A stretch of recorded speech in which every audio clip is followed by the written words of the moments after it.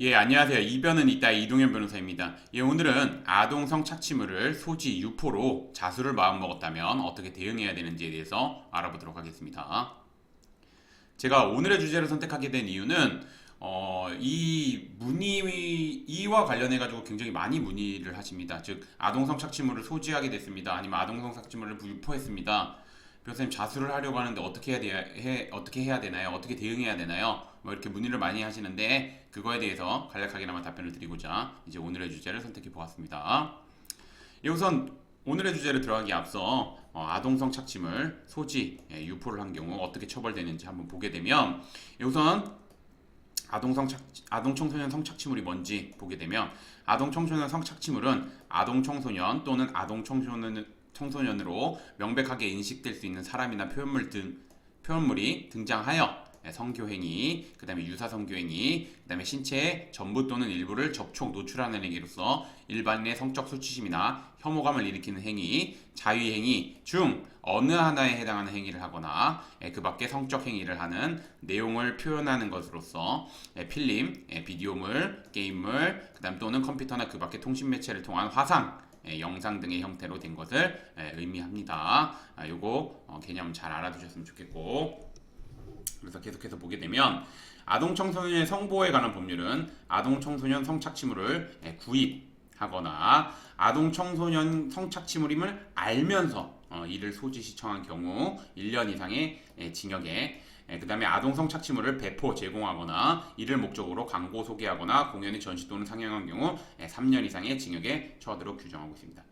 제가 한 번 더 강조하지만 1년 이상의 징역, 3년 이상의 징역, 징역형만 규정되어 있다는 거, 굉장히 처벌수위 엄중하게 규정되어 있다는 거 잘 알아두셨으면 좋겠습니다. 예, 그럼 이제 오늘의 주제인 아동 청소년 성착취물을 소지 유포로 자수를 마음먹었다면 어떻게 준비해야 되는지 아니면 어떻게 대응해야 되는지 한번 보게 되면, 아동 청소년 성착취물을 소지 유포로 자수를 하려고 마음먹었다면 우선 성착취물을 다운받은 사이트, 그 다음에 성착취물을 다운받은 장소 등에 대해서 육하 원칙에 따라서 구체적으로 적시한 자수서를 준비해 수사기관에 제출해야 됩니다. 그런 다음에 수사기관으로부터 조사를 받으러 나오는 연락을 받게 되면 범죄에 사용된 뭐 휴대폰이나 뭐 전화, 노트북, 그 다음에 뭐 휴대전화, 그 다음에 노트북 등 지참해가지고 담당 수사관에게 임의 제출하고 당시 상황에 대해서 구체적으로 진술해야 됩니다. 이후 이제 조사를 받고 난 이후엔 반성문, 탄원서, 성 관련 교육 이수증, 정신과 상담 내역서 등 뭐 각종 양형 자료를 확보해 가지고 이렇게 주장해야 됩니다. 호기심에 다운받아서 소지 유포하게 되었다는 점, 뭐 일회성에 그쳤다는 점, 진심으로 반성하고 있다는 점, 잘못된 성인식을 개선하기 위해서 정신과나 심리상담센터 꾸준하게 방문하고 있고 진료를 받고 있다는 거, 그래서 재범을 저지르지 않기 위해서 최선을 다하고 있다는 점, 그 다음에 이제 초범이라는 점, 그 다음에 무엇보다 중요한 건 자수하였다는 점, 이런 거를 적극적으로 어필하면서 최대한 선처를 받는 방향으로 사건을 진행해야 됩니다. 보통 이제 자수를 하게 되면은 사안에 따라서는 다르지만 기소유예를 받거나, 기소유예 같은 경우는 검사가 한번 봐주는 거죠. 그 다음에 이제 사안이 좀 중요한 경우에는 재판에 넘어가는 경우도 있습니다. 재판에 넘어가면 우선 선고유예 받는 방향으로 진행하는 것이 좀 좋습니다. 아니면 왜냐하면 이거 같은 경우는 벌금형 규정이 없기 때문에 선고유예가 안 나오면 집행유예가 나오게 됩니다. 그렇기 때문에 선고유예 받는 방향으로 좀 잘 진행하면 됩니다. 근데 선고유예 받는 게 생각보다 굉장히 어렵습니다. 그렇기 때문에 변호사님 도움 받아서 진행하라고 제가 항상 말씀드립니다. 계속해서 보게 되면 자수는 중요한 양형사유 중 하나이기 때문에 자수를 하더라도 적극적으로 대응하지 않으면, 그러니까 중요한 양형사유는 맞습니다. 양형사유지만 자수를 하더라도 적극적으로 대응하지 않으면 엄중한 처벌 내려지는 경우 있습니다.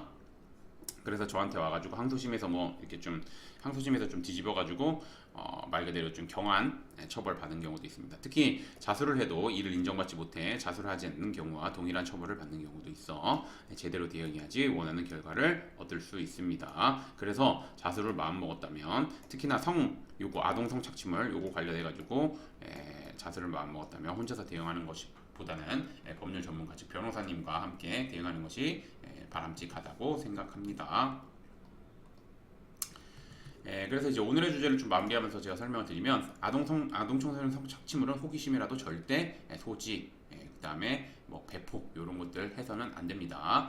성착취물은 성인식을 왜곡시킬 뿐만 아니라 아동 청소년을 오로지 성적 대상으로 표현하는 경우가 대부분이므로 법원은 매우 엄중하게 처벌을 하고 있습니다. 그래서 제가 말씀드리지만 자수를 하는 경우에도 제대로 대응하지 않으면 자수를 안 한 경우와 비슷하게 나오는 경우가 있습니다. 분명히 있습니다. 그렇기 때문에 자수를 한다고 마음먹었다면 초기부터 좀 적극적으로 대응해서 최대한 기소유예 받는 방향으로, 설사 기소유예가 안 된다고 하더라도 선고유예 받는 방향으로, 이거 제가 진행한 사건들 성공 사례 한번 보시면 아시겠지만 제가 이렇게 진행해가지고 자수 사건으로 진행해가지고 기소유예 받거나 선고유예 받은 경우 굉장히 많습니다. 그거 한번 보시면 되고, 특히 성착취물 관련된 범죄에 대해서는 자수를 하더라도 경우에 따라 엄중한 처벌을 내리고 있어 주의해야 됩니다. 그래서 제가 말씀드리지만 성착취물 소지 유포로 자수를 하려고 한다면 혼자서 대응하기보다는 다양한 성범죄 사건을 다뤄본 변호사님의 조력을 받는 것이 좋습니다. 변호사님 확인하실 때 제가 당부드리지만 첫 번째 우선은